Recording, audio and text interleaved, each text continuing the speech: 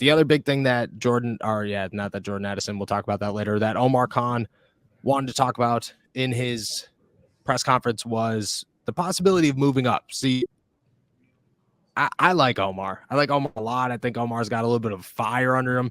I kind of took away today that this is his offseason, and he's looking at it to say, hey, I'm about to shut everybody up and get this. And I don't know who's talking, but I'm about to make my first offseason with the Steelers one to remember. He started last year with the Minka stuff and the Chris Boswell, Deontay Johnson. Like, he started hot. Chase Claypool, huge move. Now he's walking in here and he's like, just watch what I could do if I'm just a little bit aggressive. When he was asked about whether or not they'll move up or they'll move back in the draft, he said, all cards are on the table. Every option is out there. If there is a guy, let me pull up the quote. If he's a good football player and we have the opportunity to go get him, and we can go get him, we're going to go get him. And in my eyes, that immediately said there is a list of players, because that's what the Steelers do. They rank everybody. They go, who's the best player in the draft? Who's the second best player in the draft? Who's third best player in the draft? Because they're not looking for a position. Last year, they were looking for Kenny Pickett or for a quarterback. This year, they don't got a position. There's all these guys. In my eyes, there are like 3 or 4 guys that are on this, 8 to 12 range where they're like, if they're sitting there at 12, 13, we're going to get them. And we're going to make our team way better. Unless there's backup options that they feel very comfortable with. But I would imagine that there's a couple of those guys sitting there. And I definitely took it as watch for the Pittsburgh Steelers, because there might be some movement in the first 2 rounds for these guys. Yeah. And I this is kind of a reversal, I guess, of what we just talked about, which was scared moves. This is not a scared move. Trading up and being really aggressive, swinging for the fences. It's a little un-Steelers like to me. It's a little less conservative, and I like that. I think that's what this team needs now.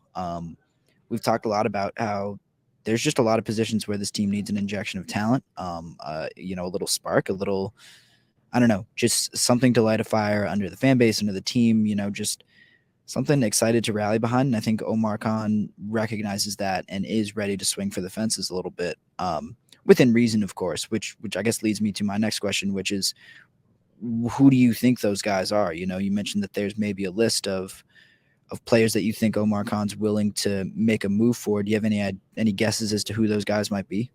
Yeah, I think I have a couple of names, and I don't think people are going to be very happy about the positions that I named, because I think they're all corners. I think that if the Steelers find themselves looking at a situation where all 4 of the top 4 corners are about to be off the board, they're going to make a move. I don't think it's the same as offensive line. I didn't get the vibe that, left tackle is a very high priority for these guys right now. I didn't get the vibe that offensive lineman as a whole is a high priority for these guys, or off-ball linebacker. I didn't get the feel for wide receiver.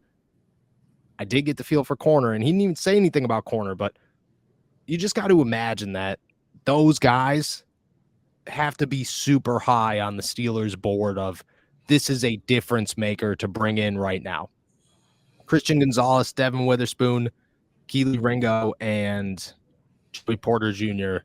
If one of those guys are sitting there at like 12, 13, and you're the Pittsburgh Steelers, I mean, you're at least thinking about it, and I think Omar Khan's going to go, what else do we need? Nothing. Go get a corner. Go get our corner. The guy to play next to Cam Sutton, who we can now expect to be signed. And let's build a defense. Let's put a building block in here and say, well, guess what? Our secondary is now Cam Sutton, Joey Porter Jr., Minka Fitzpatrick, and Terrell Edmonds. Like, that's a damn good secondary. And I think that he'll look at those guys and say, we're moving up for him. Yeah, and that gets me excited, because I feel like one of those guys is going to be there. I do too. Right. And so that just, I don't know, that makes draft night much more interesting. Instead of going for a Darnell Wright or something at that number 17 or something like that, you're making a move for, like you said, their guy, your guy. Yep. Like a guy that you believe in so much. And it's one thing to just say, shucks, he's going to go, our guy's going to go before before we can get him. But I really, have a lot more confidence now that they are going to make that move and they are going to make a splash, and they're going to kind of not announce themselves as back, but announce themselves to say, hey, we're still the Pittsburgh Steelers. This is still a competitive organization that will do everything we can to win, instead of kind of living with some conservative moves and saying, oh, we can get value somewhere. No, let's use what we have at our disposal, and let's swing for the fences a little bit. Yeah, and I think the thing that also should stand out to people and should stand out to people is that if one of those guys is there, if they feel very confident about that 17th pick and who's going to be sitting there, they're going to get a lot of phone calls overnight about that 32nd pick. That's something that I don't think a lot of people realize, is that the Steelers will have to go a full 24 hours before that first pick in the second round. Everybody and their mother is going to call looking for that 32nd pick and trying to offer something up to get it.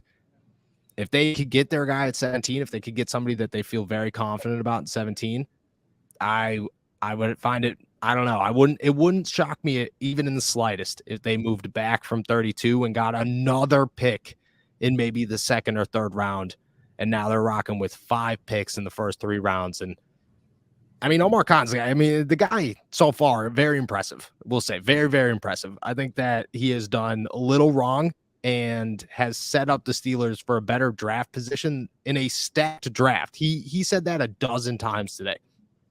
This draft is loaded. There is so much talent in this draft. And I don't think he's looking at, we got to go get our guy. We got to go get this position. We got to fill this position. I think he's looking at it as, how many guys can we get out of this draft? Like, how many pieces of the puzzle can we add from a loaded draft and build this thing up? And I think that if they could find their guy at 17, it would actually surprise me if they picked that 32, if they could get their guy at 17, unless somebody crazy's there. You know what I mean? Like, if, I don't know, somebody nuts, like if Jordan Addison slides to 32, maybe Jordan Addison's the guy there, because at that point he's by far the best name on the board. There's nothing you can do about it. But if there's a lot of guys or there's nobody that's really standing out, then it would shock me if they're still there. Yeah.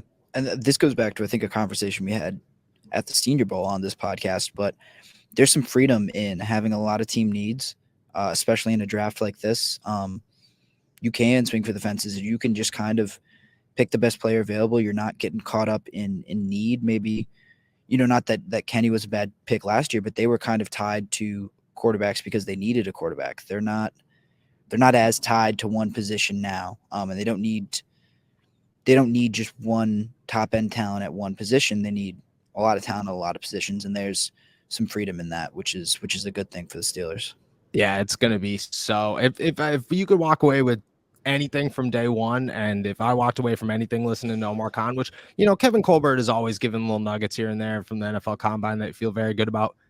But if there's one thing that I've walked away from today, is that Omar Khan is ready to change the game. He does not care whatsoever about how the Steelers have done it. He knows how the Steelers have done it. He's worked here forever. He's got that embedded in his blood.